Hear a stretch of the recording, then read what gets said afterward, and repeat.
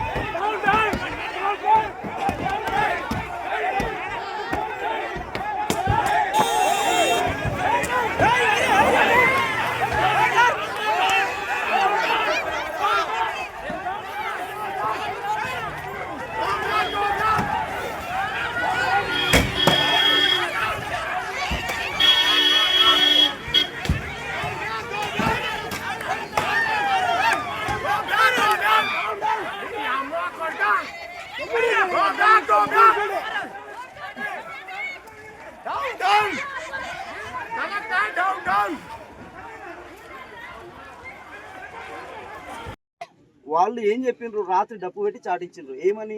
ఫార్మాకు సంబంధించి మీటింగ్ ఉందని. ప్రజాభిప్రాయ సేకరణ చెప్పలేదు, గ్రామ సభ చెప్పలేదు. ఫార్మాకు సంబంధించి మీటింగ్ అంటే ఫార్మా కంపెనీలో పెట్టుకుంటారు, రైతులకేం సంబంధం? ఇలాగనే అరే భలే ఉన్నారు సురేష్, మీరు చిన్నపిల్లలాగా మీరు అంతా తెలివితేటతోటి మాట్లాడుతున్నారు. అంతా ఏం లేదు. ఓకే, ఎక్కడ పోదాం ఒకసారి చూడండి, పోయి చూసి ఒకసారి చూడండి అక్కడ పెట్టుకోవచ్చా లేదా, అక్కడ పోదాం, మనకేం ప్రాబ్లం లేదు. కానీ ఇక్కడ స్పేస్ చూడండి, సఫిషియెంట్ గా ఉంది.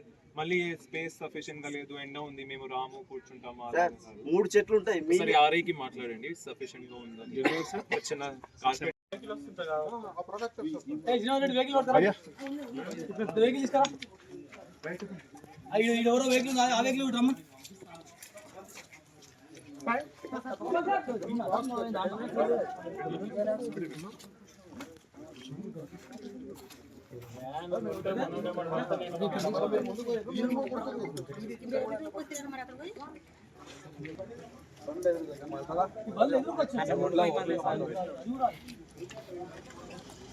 బండి మలుపుకోమ్మా.